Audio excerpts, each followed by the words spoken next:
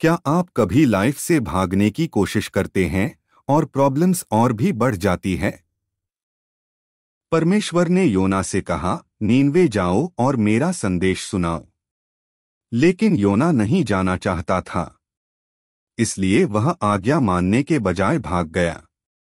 वह जहाज में बैठकर उल्टी दिशा में निकल पड़ा, जैसे वह परमेश्वर से छिप सकता हो।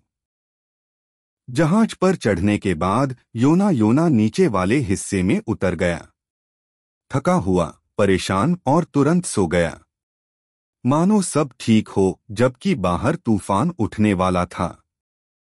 जब जहाज समुद्र के बीच पहुंचा तो एक भयानक तूफान उठ खड़ा हुआ। नाविक डर के मारे चिल्लाने लगे। हर कोई अपने अपने देवता को पुकार रहा था, लेकिन योना, वह जहाज के नीचे वाले हिस्से में चला गया, थका हुआ, मन में भारी बोझ लिए, और वहां गहरी नींद में सो गया। ऊपर तूफान और भी तेज हो रहा था, पर योना सोता रहा, जैसे वह परमेश्वर के बुलावे से दूर भागने की कोशिश कर रहा हो। लेकिन तूफान थमने वाला नहीं था, क्योंकि परमेश्वर योना को वापस अपनी दिशा में बुला रहा था। तूफान इतना भयंकर हो गया कि जहाज टूटने ही वाला था। नाविक घबराकर इधर-उधर दौड़ रहे थे। उनकी आंखों में केवल डर था। सबने समझ लिया कि यह कोई साधारण तूफान नहीं है।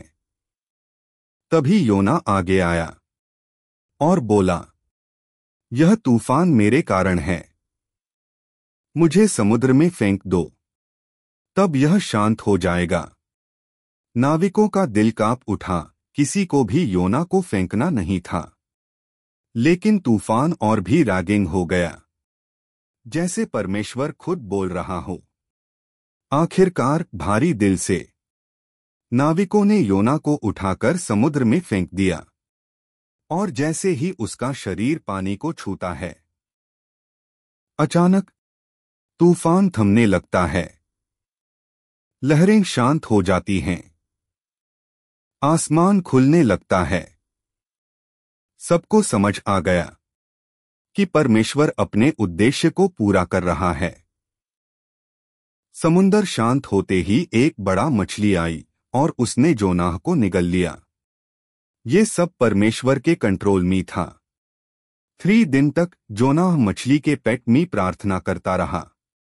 उसने अपनी गलती मानी और परमेश्वर से मदद मांगी। परमेश्वर ने उससे माफ किया। मछली ने उससे किनारे पर छोड़ दिया।